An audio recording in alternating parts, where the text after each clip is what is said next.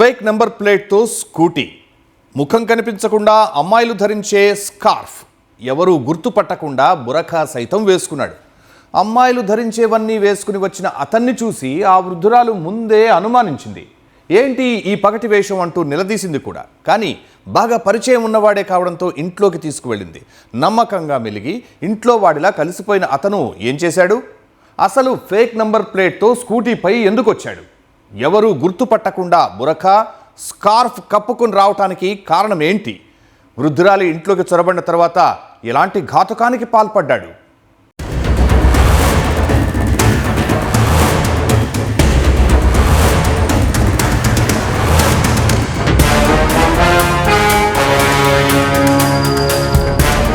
వృద్ధ దంపతులు ఒంటరిగానే ఉండటంతో వారిని పలకరించడానికి అప్పుడప్పుడు ఓ యువకుడు ఇంటికి వచ్చేవాడు. ఒంటరిగా ఉంటున్న దంపతులకు చిన్న చిన్న పనులు చేసి పెట్టేవాడు. తెలిసినవాడు, బాగా పరిచయం ఉన్నవాడు కావడంతో ఈ వృద్ధులు కూడా ఎప్పుడొచ్చినా అతనికి అడ్డు చెప్పేవాళ్లు కాదు. నేరుగా ఇంట్లోకి వచ్చి సొంత మనిషిలాగే ఉండేవాడు. పిల్లోడు మంచివాడు, బుద్ధిమంతుడు, పైగా గవర్నమెంట్ జాబ్ చేస్తూ ఉండటంతో ఆ వృద్ధ దంపతులు కూడా బాగా నమ్మారు. కానీ అతని దుర్బుద్ధి మాత్రం వారు పసిగట్టలేకపోయారు. వ్యసనాలకు బానిసైన ఆ యువకుడు ఏం చేశాడు? తరచూ ఇంటికి వచ్చే ఆ నయవంచకుడు ఎలాంటి ఘాతుకానికి పాల్పడ్డాడు?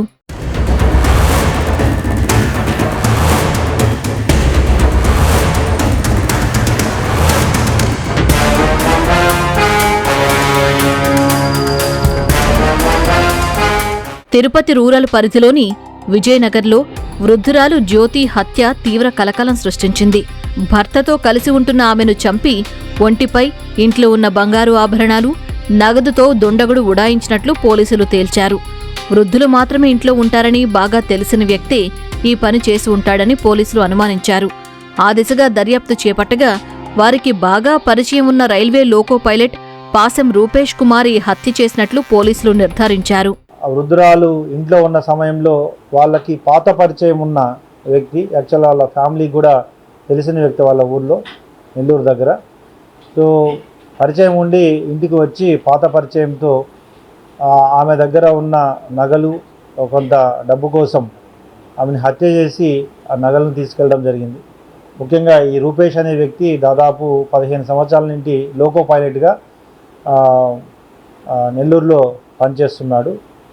ఇతను కేవలం అతని యొక్క దురలవాట్లకి అప్పులు ఎక్కువ చేయడం, సో పరిచయం ఉన్న వీళ్ళు రిటైర్డ్ ఆఫీసర్స్గా ఉన్నారు కాబట్టి వీళ్ళ దగ్గర ఎక్కువగా నగలు, డబ్బులు ఉంటాయనే ఒక దురాలోచనతో ఇంటికి వచ్చి, తెలిసిన వ్యక్తిగా ఇంట్లోకి వచ్చి ఆమెని కిరాతకంగా చంపి నగలు, దొరికిన నగల్ని దాదాపు 12 లక్షలు విలువ చేసే నగలు, కొంత డబ్బు తీసుకెళ్లడం జరిగింది. నెల్లూరు రూరల్ మండలానికి చెందిన పాసెం రూపేష్ కుమార్ కేంద్ర ప్రభుత్వ ఉద్యోగి అయినప్పటికీ చెడు వ్యసనాలకు బానిసై అప్పుల పాలయ్యాడు. వృద్ధ దంపతులతో రూపేష్కు పరిచయం ఉంది. దీంతో అప్పుడప్పుడు అతను వాళ్ల ఇంటికి వచ్చిపోతుండేవాడు.